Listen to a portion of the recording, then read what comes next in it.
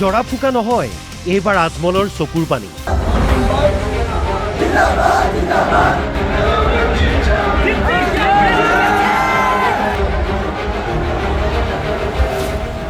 চলচলীয়া চকুৰে থুকাথুকি মাতেৰে ভূত ভিক্ষা।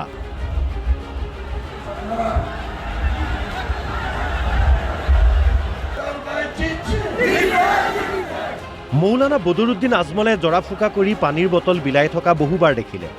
নিৰ্বাচনৰ বতৰত এইবাৰ মুছলমানৰ স্বয়ম্ভূ ত্ৰাণকৰ্তা আজমলৰ নতুন অৱতাৰ। বঙাইগাঁৱৰ সৃজনগ্ৰাম সমষ্টিৰ AIUDFৰ প্ৰাৰ্থী ৰেজাউল কৰিম চৰকাৰৰ প্ৰচাৰ সভাত আজমল চাহাবৰ চকুত চকুলো।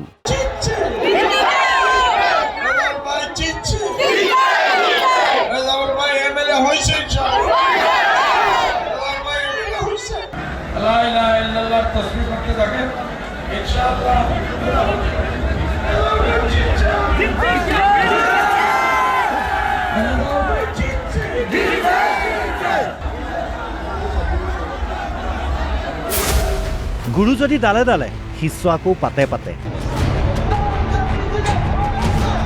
নাচ গান কৰি ভাষণ দিলেই নহ'ব, নিৰ্বাচনত জিকিবলৈ কান্দিবও জানিব লাগিব। বিধায়ক হ'বলৈ ফেকুৰি ফেকুৰি কান্দিলে ৰেজাউলে।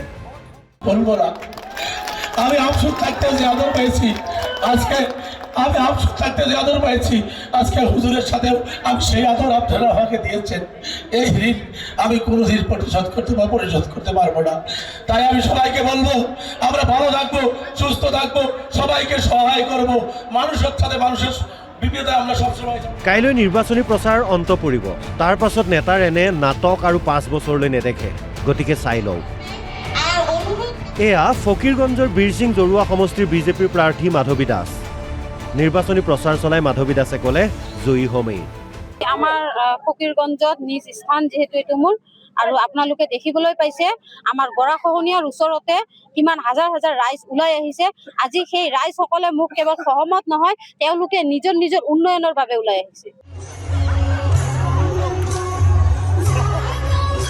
কেৱল দলৰ নিৰ্বাচনী গীত বা বিহু গীতত নাচিলেই নহ'ব, বাগুৰুম্বাও নাচিব লাগিব। এয়া গোসাইগাঁৱৰ NDAৰ প্ৰাৰ্থী ৰূপম ৰায়ৰ বাগুৰুম্বা নাচ।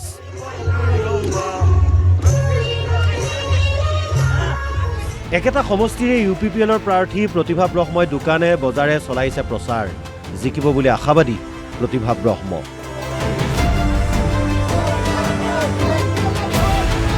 খুব ভাল লাগিছে। আমি আজি UPPLৰ একদম এটা পৰিয়াল হয়।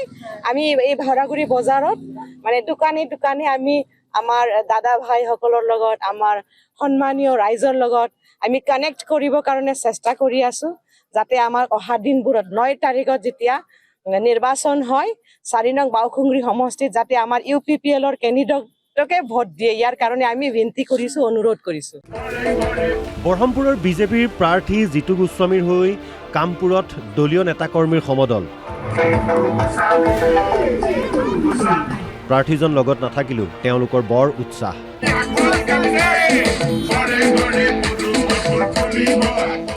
বিহপুৰীয়াত 2 সখী তথা ৰাজনৈতিক শত্ৰুৰ মাৰাথন প্ৰচাৰ। ভূপেন বৰাই দিনে নিশাই চলাইছে প্ৰচাৰ। 10 বছৰৰ পাছত আকৌ দিছপুৰৰ দুৱাৰ খোল খোৱাৰ সম্ভাৱনা দেখিছে বৰাই। 15 দিনত 206টা বুথ মানে যোৱাটো সম্ভৱ নহয়, গতিকে 48 ঘণ্টাত মই আৰু 48খন গাঁৱলৈ যাব পাৰিম। তাৰ কাৰণে যাতে ৰাইজে দুখ নধৰে, সকলো ৰাইজকে এইবাৰ অসমৰ মুখ্যমন্ত্ৰী হিমন্ত বিশ্ব শৰ্মা ডাঙৰীয়াক আশীৰ্বাদ দিবৰ কাৰণে, অসমৰ উন্নতি ত্বৰান্বিত কৰিবৰ কাৰণে আৰু মোকো আশীৰ্বাদ দিবৰ কাৰণে মই অনুৰোধ জনাইছোঁ। বহি থকা নাই সমষ্টিটোৰ কংগ্ৰেছ প্ৰাৰ্থী ৰাম নাৰায়ণ ভূঞা।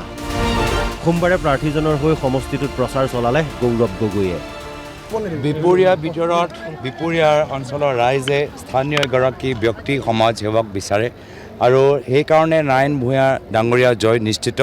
আজি কম সময়ৰ ভিতৰত ইমান মানুহখিনি উপস্থিত হোৱা সেইটোৱে প্ৰমাণ যে বিপুৰীয়াত কংগ্ৰেছৰ জয়টো নিশ্চিত।